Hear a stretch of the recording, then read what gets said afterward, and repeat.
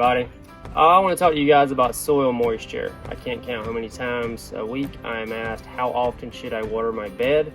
It really varies. It varies mainly with your soil composition.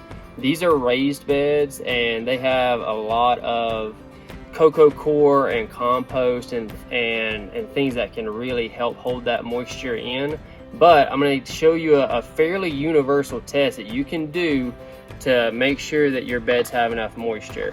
Alright, so a great universal tool to tell if your soil is wet enough is, I call it the squeeze test. And basically, first step is to look at what plant you have planted. And here we have some pretty good looking tomato plants. And I picture their root system. That's what you need to find, is the root system. And a good rule of thumb is roughly the above ground growth of the plant, turn that upside down, and that's roughly the root system. It's not 100% right, but it's a pretty close guess to be able to tell you how deep down you need to dig to find that root system. And so basically this plant's this high, and I'm gonna dig down at least 6 to 8 inches. So I'm just gonna dig down into this soil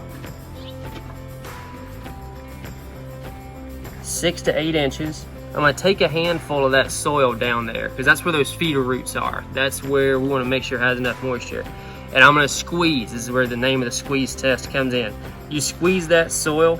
If water comes out, which it isn't, then it's a bit too wet if you have a bunch of drops of water. If you release the soil and it holds a pretty good ball, that means it's wet enough. If you release the soil and it looks like that, it won't really hold a ball, then it's too dry, and that means you need to water. And that's pretty much it. If you have a direct sown crop that doesn't really have a root system yet, you're gonna basically be just checking those top couple of inches, and you're gonna squeeze that soil, release, and make sure it's good to go, which this soil is. And another way to really help get good uniform deep irrigation when you need to is having drip irrigation. And having it properly spaced. This is a 4-foot bed, and we have 4 drip lines going on this bed, and these emitters are every 6 inches. You can see them right here. So these emitters are 6 inches. That's giving me a nice even saturation, way more even than if I was to try to come in here and hand water all these beds, which if you know what you're doing, that's fine. But to me, automated drip systems really are, worth the investment.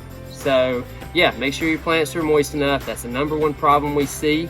And yeah, hopefully you guys will have a nice fall, spring, summer, whatever season it is. Have a great harvest. All right.